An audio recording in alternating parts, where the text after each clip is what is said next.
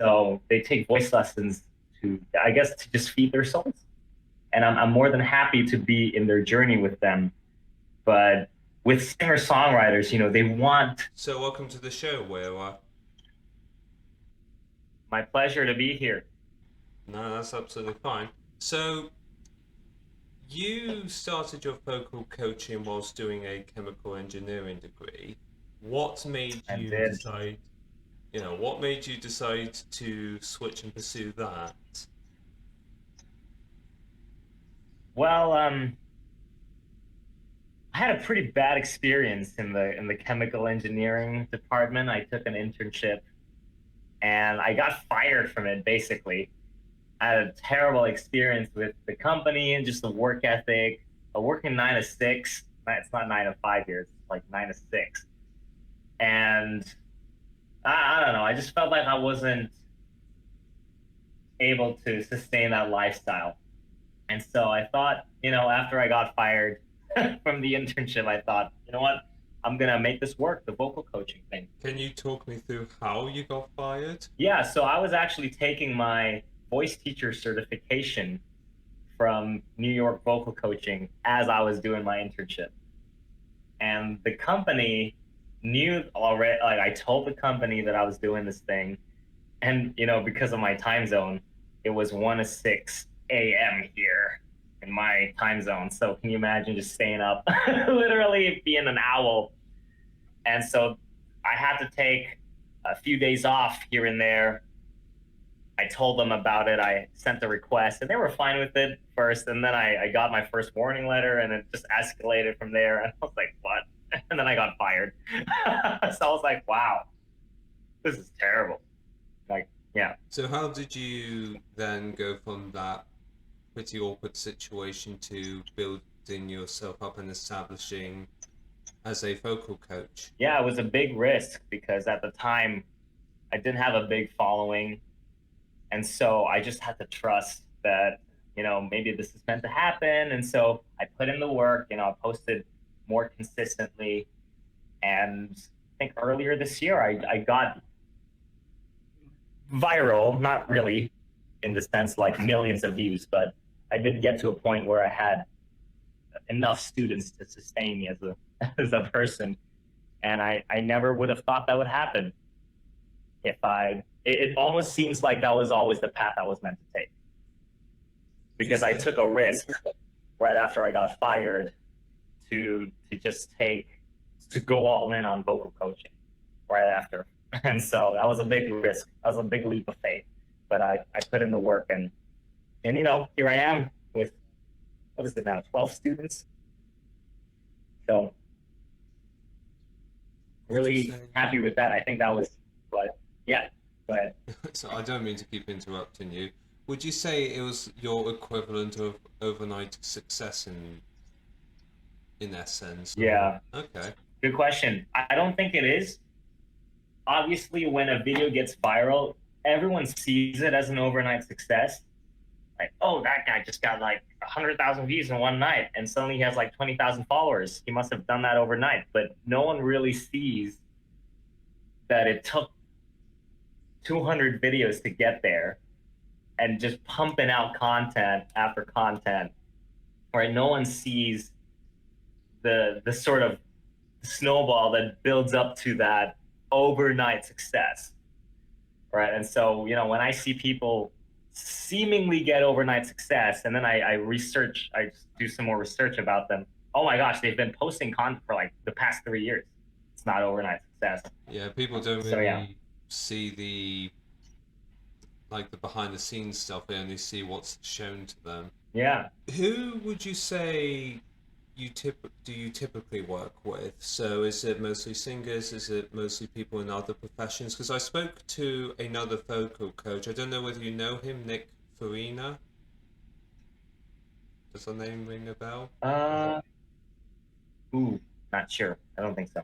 Right, because he was saying that he worked with a lot of teachers because they needed help with their recovering their vocal cords from all the shouting. So would you say you specialize in one industry, or would you say it's kind of varied for you? It's quite varied. I do get students from just, they have a day job and they just love to sing better. But I do get the occasional, maybe like every 2 in 5 singers, actual professional singers or songwriters. So that's cool. Yeah. But mostly it's hobbyists or self-taught singers who, just like me, I used to be self-taught, got a lot of bad habits along the way, and looking to break those habits and have a better understanding of their instrument. How did you teach yourself? It was COVID actually. It was a COVID thing. I've always been pretty musical as a kid. Played piano, all that stuff. But vocal technique wise, that came pretty later, much later in around high school era, 15 or 16 was I 16 back then? Yeah, and that was a lot of experimenting in my room, just going like, oh, just making weirdest sounds imaginable. And I remember walking down because my back home, my house was like 3 floors up. My room was in the top floor, and every time I'd come down, my parents would be sitting on the couch, and they'd just look at me like, "Are you okay?" Because I've just been belting it out for like 2 hours, and I'm like, "I'm okay, I'm okay." Like, what are you doing, screaming up there? I don't know. That's not screaming. That's like belting.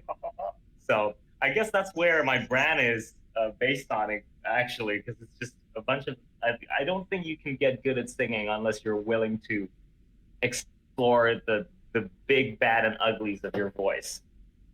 So that's why my studio is called Playful Voice Studios, because I encourage that in my singers. Yeah, because I dabbled with music after I graduated university, and no, none of it's online before anyone wants to go look. I deliberately kept it off, but I know what you mean because I wasn't confident at all, so I kept it very quiet, my singing quite quiet, and for me personally, it didn't sound as good as it should have, and I don't think I actually developed. Yeah, being loud is actually part of the learning.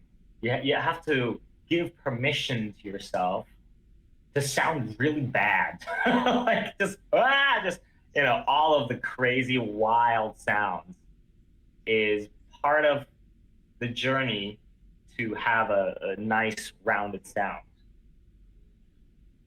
So, but the hardest part is obviously the first step. Like you have to give yourself permission to sound really, really bad. That's obviously the hardest part because especially with singing, where it's not like the piano where it's an instrument where you have like a physical thing. The voice is so connected to you, to who you are as a person, that to be the insecurities are. It's probably everyone has it when they take that journey to learn how to sing. Like that's the hardest step is to actually start and allow yourself to sound really bad. So, where would you recommend people start learning to sing, or how they should go about learning how to sing? Getting with a good voice teacher is definitely one of them, and also finding like a safe space. Like it was COVID, no one cared what they were doing at the home, so I was just like doing monkey noises in my room. But now I understand that's very hard for people to find a safe space where they can really just go and understand that no one's going to be listening. But some of my students have practiced just they know their neighbors can hear them but they don't care. That's where you want to get. Like they they're they know they're killing their neighbors' ears and they love it. And I'm like, awesome. Of course you don't want to get noise complaints and stuff, but there is it's great to find your safe space.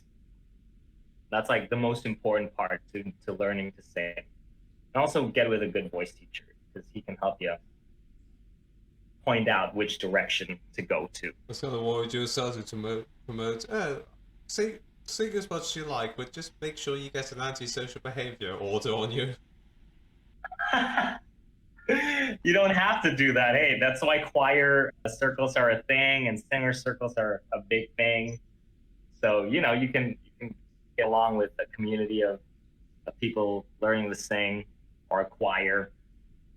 So yeah, we're a bunch of weird people, but we love it. What would you recommend people do if they can't afford a vocal coach, but they want to improve their singing in general? There are a lot of ways to do it. Obviously, I put out a lot of free content, and there are a lot of courses out there for a much affordable price.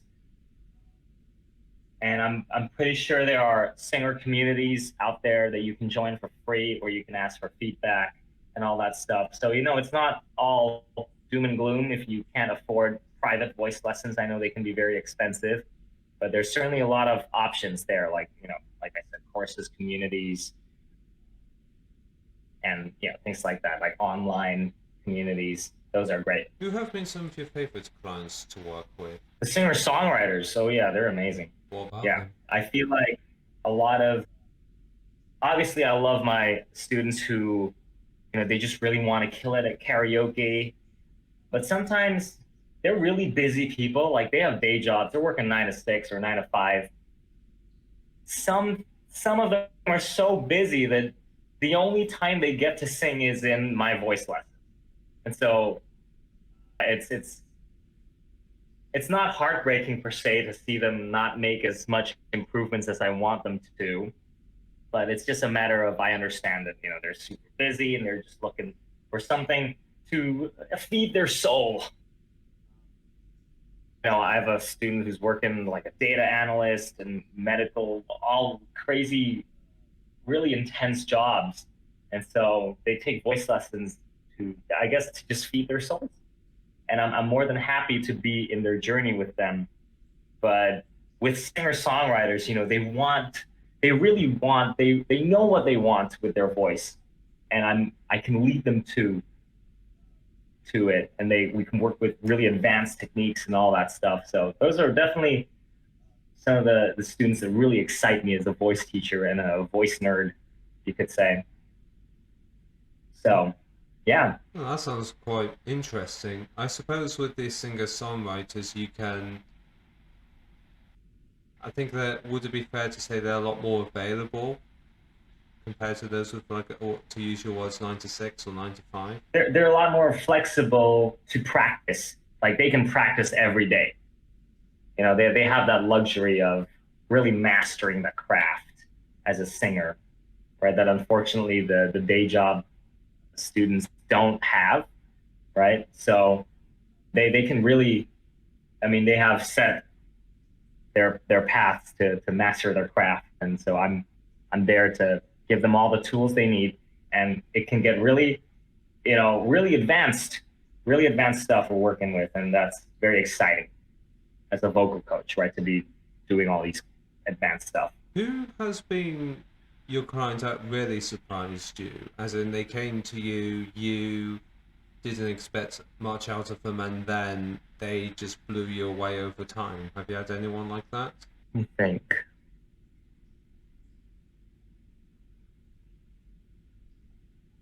Yeah, I've had some of those students. I think one of them is a uni. He's still studying, so he's super busy. He can make so much progress in like a month, like his summer break.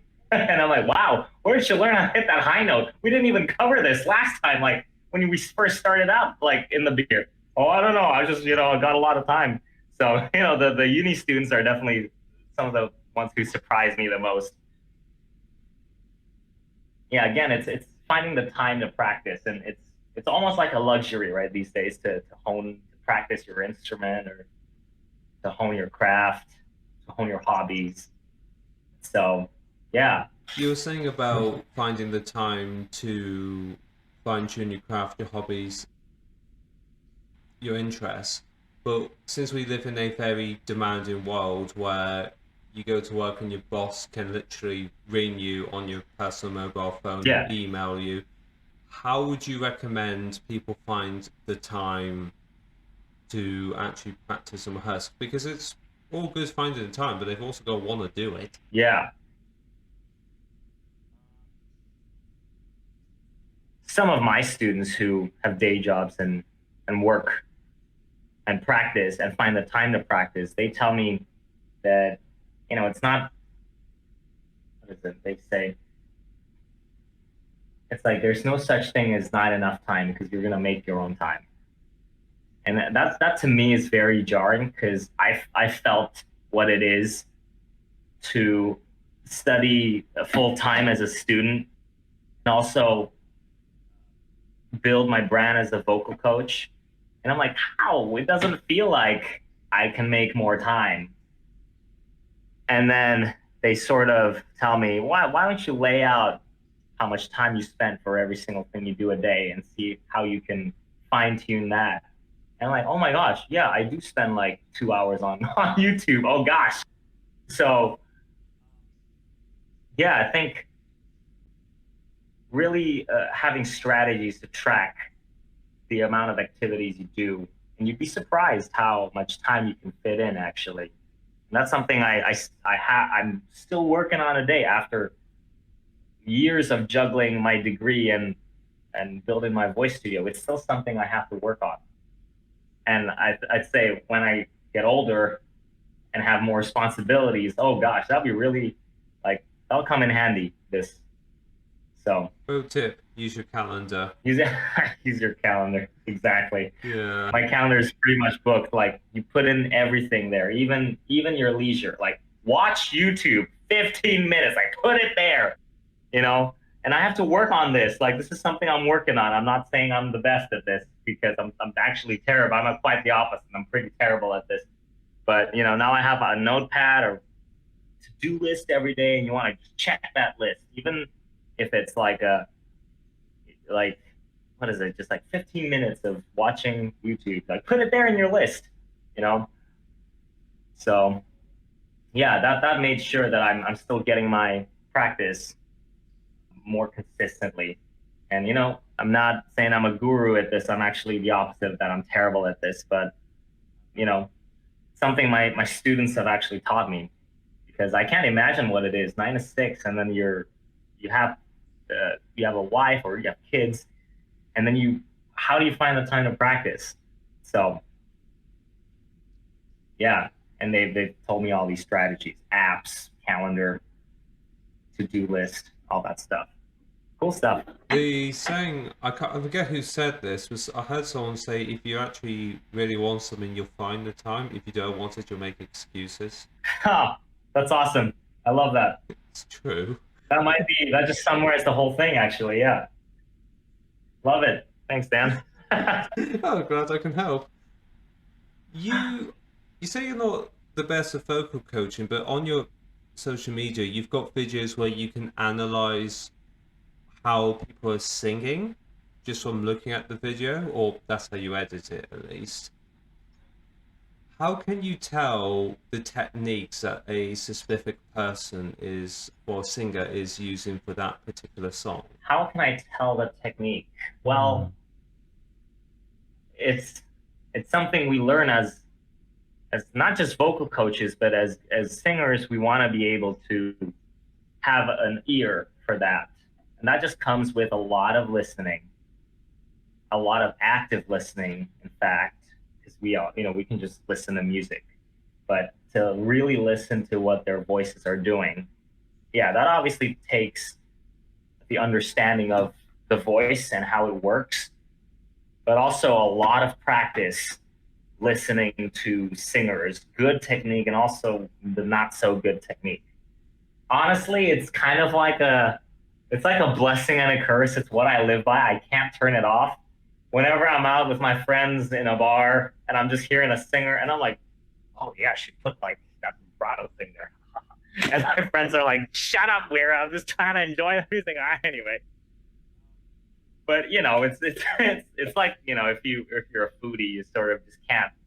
You just you just overanalyze things. But you know, that's why I love vocal coaching, right? I just love hearing singers and what they do with their voices, and it's pretty interesting. Some singers have a very unorthodox style, like they're singing in a way that teachers won't tell you to do, but they're doing it and it sounds great. And so, you know, you have to question like, he's doing that there, cool. And you have to keep an open ear for all of that. And yeah, it's fun stuff. It sounds quite fun. Which, when you analyze and you just pick up on how people sing, is it kind of autopilot at this point where it's like you just do it subconsciously? It's like, oh, you're singing like this, you're singing like that, and you're singing, oh. It might be autopilot now. I actually have to learn to turn it off sometimes and just enjoy the music. But I don't know. I just it's part of my training as a vocal coach, I guess. But I'm working on it now. I'm trying to listen and just enjoy. But no, it's a part of me can't escape. Just analyzing his or her larynx position or vocal register or things like that. It's both a blessing and a curse, you know. We'll get back to talking to Wira in just a minute, but first, if you're enjoying this episode, then please like, comment, and subscribe so we can make the show even bigger for your entertainment. Alright, now back to the episode. What's your favourite singing performance that you've heard, and what's your least favourite and why? My most favorite singing performance. Yeah. Whoa, that's hard to take. But if I were to pick one, it's probably this gospel singer. His name is David Phelps. He has a rendition of "Oh Holy Night," and that was just, you should check it out. It's wow. Yeah. And your least The favorite? worst one. Oh, what was that? And your least favorite? The least favorite. Ooh, that one's hard. I just did a video on a viral clip of someone singing the U.S. national anthem. That was a very interesting lesson. I'm pretty sure you've seen it, Dan. Or, yeah. The thing is, I ended up researching about the singer, and she's actually a good singer. She was just drunk at the time, and she just could not hit any of the notes. And to me, that's like, number one, how are you drunk? And like, how could you get drunk right before singing the national anthem? Like, wow, that's like, wow, like, why? And so you're gonna see it in my video. Not the pleasant sound, not the most pleasant sounds you're gonna hear from a singer, especially from a Grammy Award-winning singer. So to me, that is just, like, how could you get yourself into that situation when you're drunk and singing the national anthem in front of in a whole stadium, right? Like a football match, or was it a baseball match? So it's probably that. I just knew about that today, and I was like, wow, this is something. This is like something. just So trying to picture what was happening, but that happens in the UK. It's just like, God save that kingdom. Wow. yeah, that was something. And also, the U.S. national anthem is pretty hard. Like, "God Save the King" is very. It doesn't go. What is it, like an octave wider? The U.S. anthem goes like an octave and a half. Most people, that is their max range. So the U.S. anthem is very hard to sing, and that's why the national anthem fails are a thing. But this one is in particular was, wow, like, wow. And I'm just sorry that now her whole personality or her whole vocal identity is based on this now, because she's actually a pretty good singer. Kind of her fault. She decided to get drunk. Let's be honest. You mentioned about one of the techniques with the American national anthem.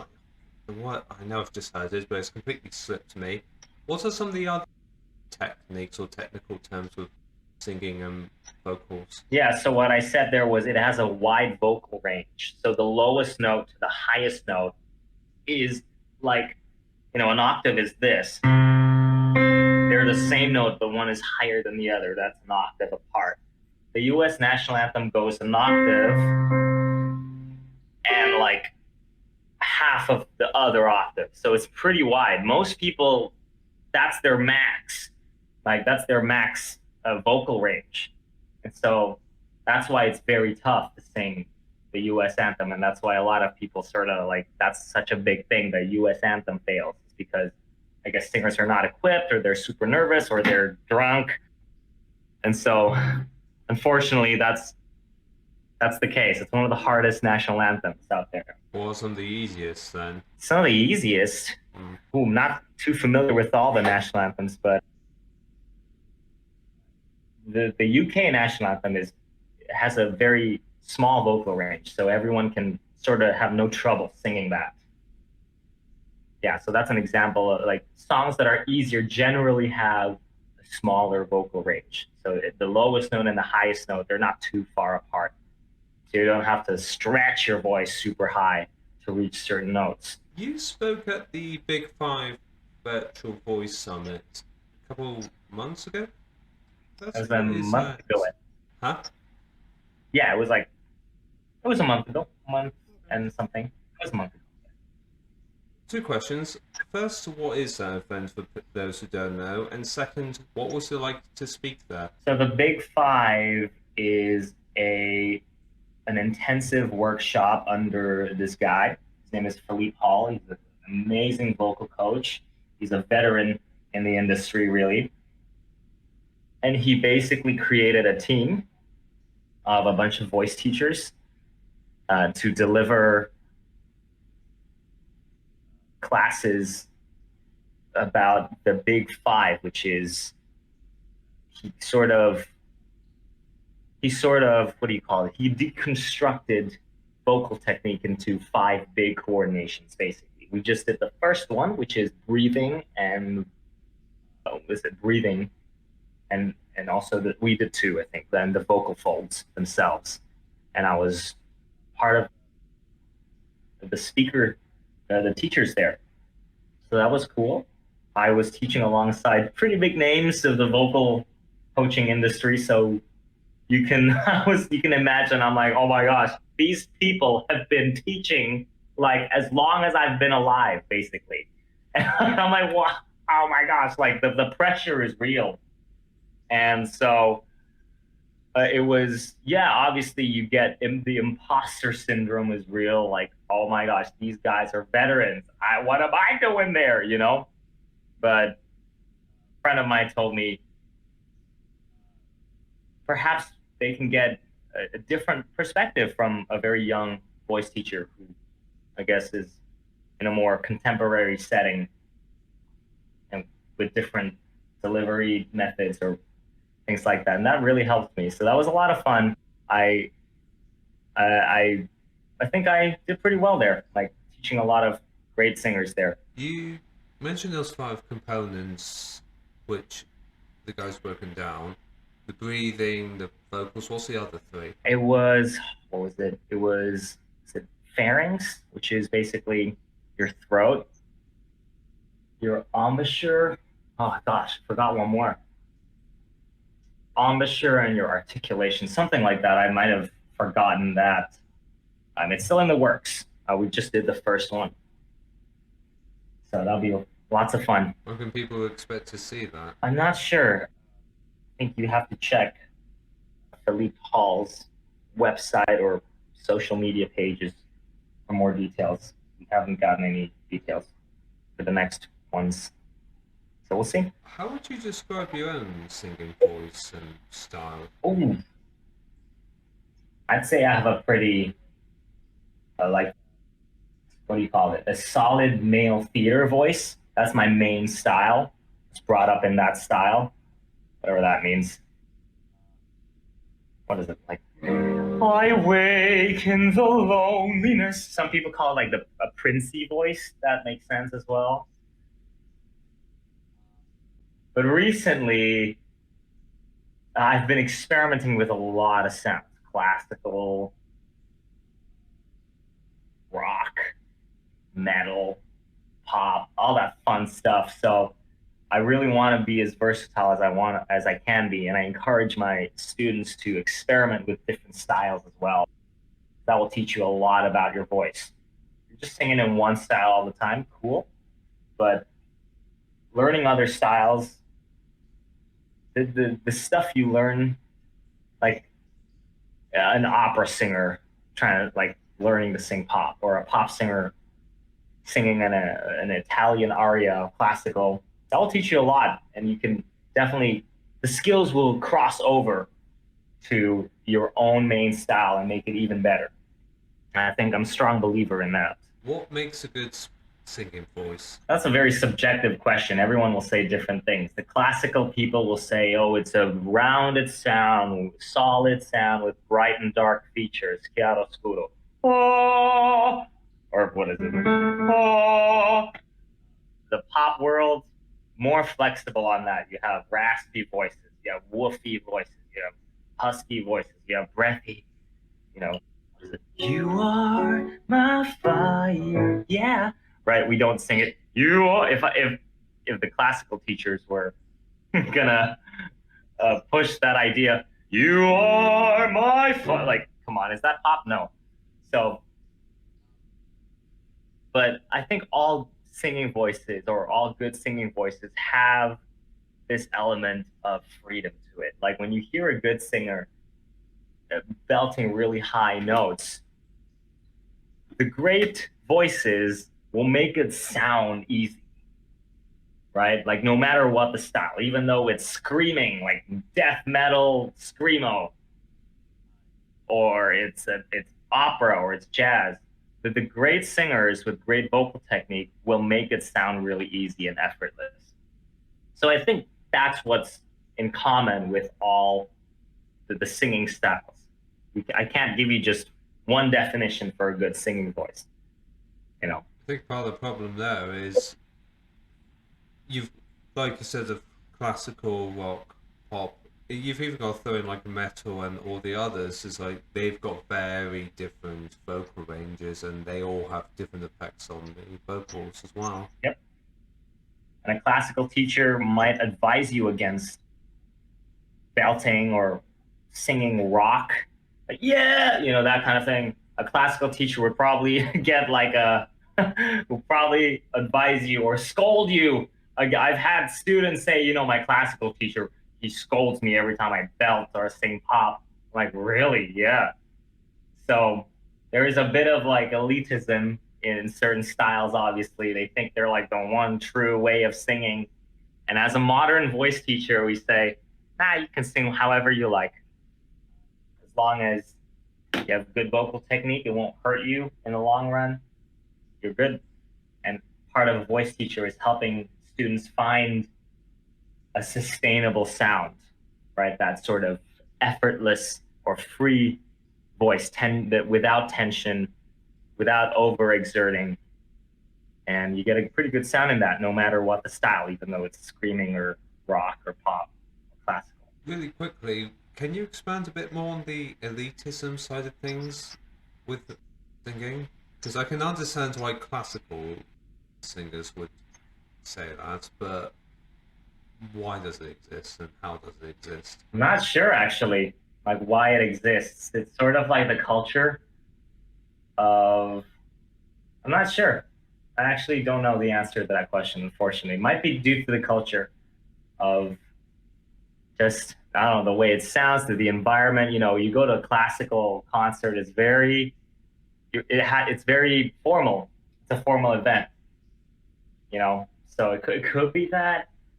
And they hold by tradition. And so everything that's outside of tradition, like pop and rock vocal styles, they're like, oh, that's bad for your voice. Could be that, not sure. But I love both. I love both classical and contemporary. So Why, everyone? Where can people find you if they want to book you for vocal coaching or just want to get to know you some more? you can find me on Instagram. That's at Playful Voice Studios. Playful Voice Studios. You can also visit my website, playfulvoicestudios.com. Yeah, I think those are two of my main socials. I used to be on TikTok, but not anymore. I sort of just, it's a little too much.